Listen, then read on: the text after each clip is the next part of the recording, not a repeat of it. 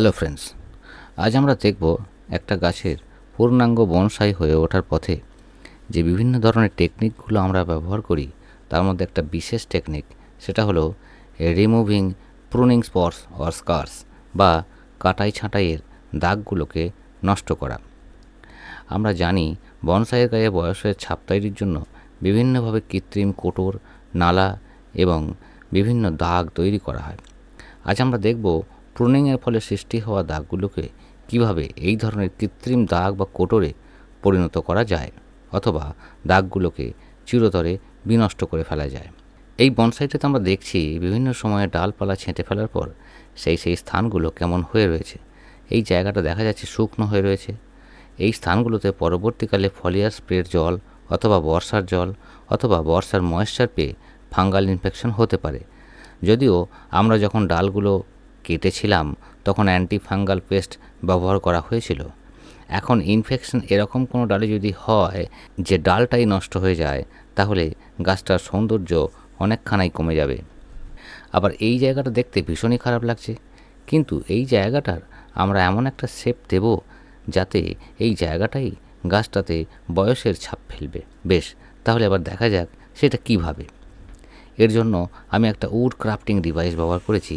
এটার আনবক্সিং এবং detail operational video এই চ্যানেলে বনসাই পট টুলস সয়েল সিরিজে দেওয়া আছে। প্রথমেই আমরা প্রুনিং স্পটে থাকা রাফ নচগুলোকে পলিশ করে নেব।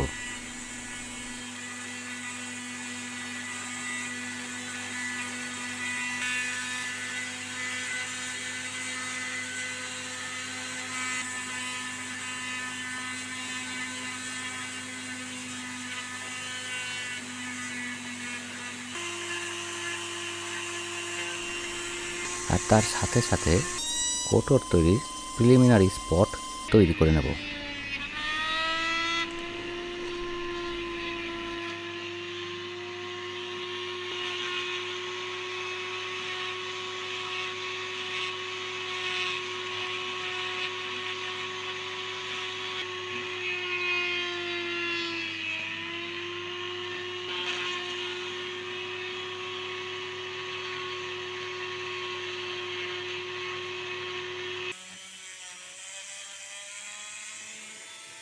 যে সমস্ত স্পটগুলোতে অতিরিক্ত ডাস্ট জমে রয়েছে সেগুলোকে একটু পরিষ্কার করে নেব।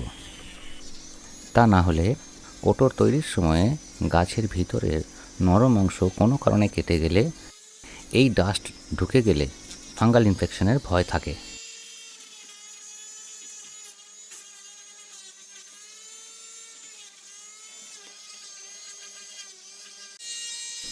স্পটের চারিদিকে উঁচু নিচু অংশগুলোকে করাতের সাহায্যে সমান করে নেওয়া হচ্ছে।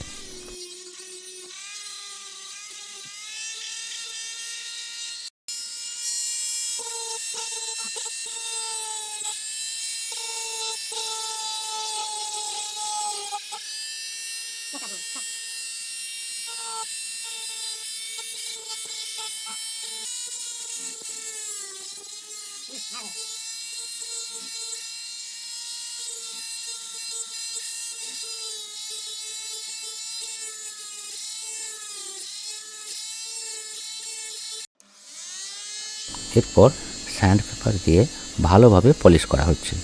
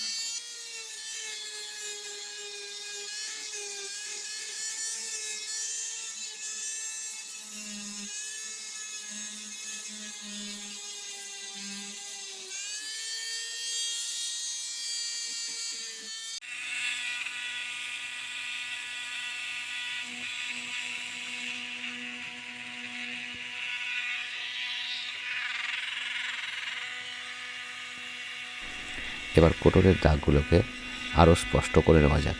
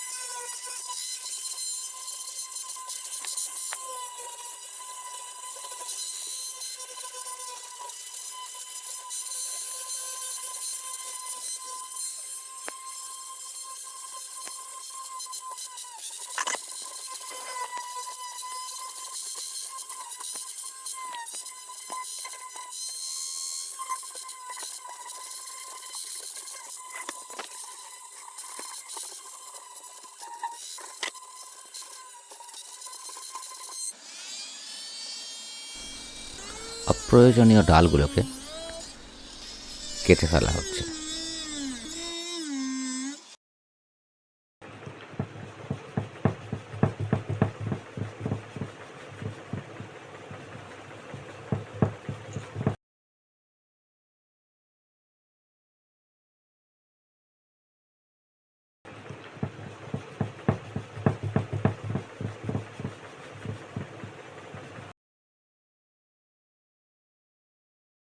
এবার আমরা নিলাম একটা পাতিলেবু।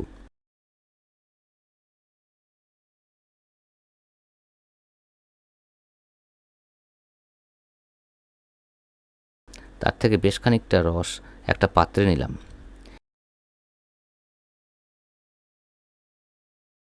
এরপর আমরা সফট ব্রাশ দিয়ে এই রস ক্রাফটিং করা জায়গাগুলোতে লাগিয়ে দিলাম।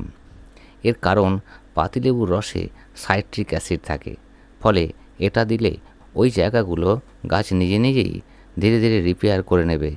মানে ভিতরের শক্ত কাঠ অংশটাকে ঘিরে ডালের উপরের দিকে থাকা অপেক্ষাকৃত নরম স্তরটা ফুলে উঠবে।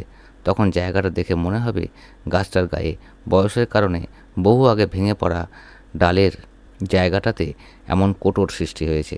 তবে পাতিলেবুর রসের পরিবর্তে সরাসরি সাইট্রিক অ্যাসিডের দানা সামান্য জলে ভিজিয়ে নিয়ে সেটাও ব্যবহার করা যেতে পারে। বেশ, আজ তাহলে এই পর্যন্ত। ভালো লাগলে লাইক, শেয়ার, সাবস্ক্রাইব করবেন। দেখা হচ্ছে পরের ভিডিওতে।